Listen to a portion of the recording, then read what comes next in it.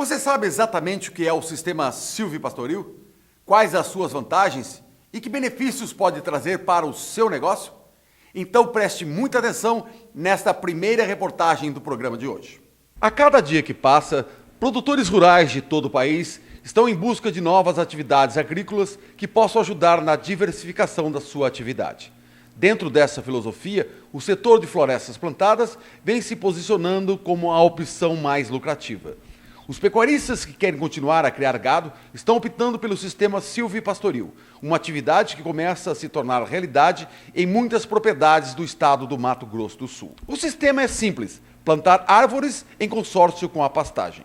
Enquanto as árvores crescem, os pecuaristas continuam com a sua atividade principal, criando bois e vacas. Agrega valor à propriedade, você cultiva uma espécie florestal de médio a longo prazo de retorno, e enquanto isso você pode ter a pecuária tradicional na mesma produção e com bem-estar melhor para o animal, porque você vai fornecer sombra para o animal. Segundo os técnicos, ela garante lucro certo a partir do 7º ano após o plantio, quando começa a colheita. Acho que esse é o argumento. Todo mundo gosta de dinheiro, é o argumento principal, né? Apesar das várias opiniões a favor, alguns pecuaristas e consultores têm outra opinião formada a respeito da eficiência do sistema silvipastoril. Para todo bônus tem um ônus.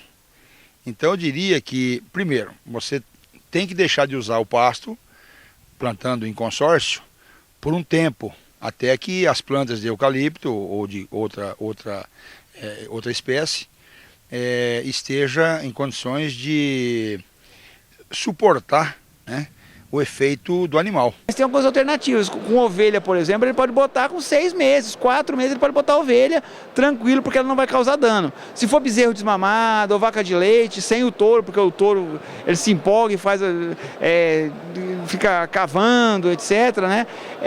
Pode colocar com menos tempo. Se é uma árvore que cresce rápido, quando essa árvore atingir 1,80 m, você já pode botar gado bovino, novilhos, animais jovens.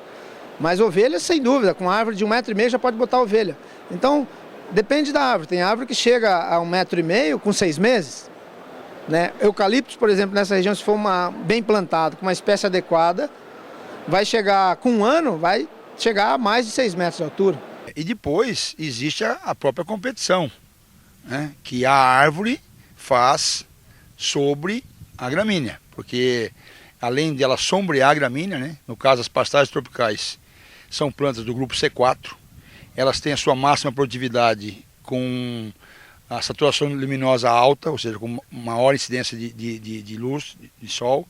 Portanto, quando você a sombreia, a tendência é reduzir a produtividade. Nós, na Embrapa, estamos pesquisando algumas gramíneas que se adaptem melhor à sombra das árvores. Mas no espaçamento que é feito o sistema silvopastoril, 10, 8, 15 metros entre as linhas de árvores, as forrageiras que nós temos disponíveis são perfeitamente adaptadas. Dentre as disponíveis, a que mais se adapta, que menos sofre com a sombra, é a braquiária brisanta marandu. Essa braquiária se dá muito bem com sombra. Claro, vejam bem, sombra na medida e na condição adequada, né? Também não é 1.000 árvores por hectare, tem que trabalhar isso aí. De uma maneira geral, algumas espécies são mais tolerantes à sombra, outras menos. E aí vai depender, inclusive, da condição de solo. Tem regiões que a espécie mais tolerante, como seria o colonião, não vai poder ser plantada porque a fertilidade da área não aguenta um colonião. Tem que ser um pasto como a braquiária, por exemplo. Mas também tem efeito benéfico, né? Você tem o efeito quebra-vento. Como quebra-vento, a planta, então, reduzindo a velocidade do vento, ela vai reduzir as perdas de água por evaporação, né? Então, com isso, você pode manter uma umidade melhor do solo. Tem também um efeito de sombreamento, que, inegavelmente, principalmente quando você faz uma pecuária com animais cruzados, você vai ter benefícios em função do sombreamento.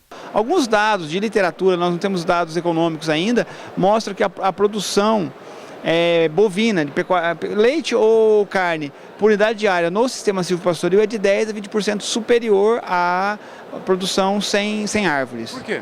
porque o animal ele pasta por mais tempo, ele gasta menos tempo em deslocamento, ele bebe menos água e ele tem um maior tempo de ruminação. E ele gasta menos energia na dissipação do excesso de calor. Porque o animal, quando a temperatura externa é muito maior que a dele, ele gasta energia para dissipar esse calor. E tendo sombra, ele vai ter um conforto maior e essa energia que seria dissipada, ele vai converter em produção. A energia de mantença dos animais que estão confortáveis é menor.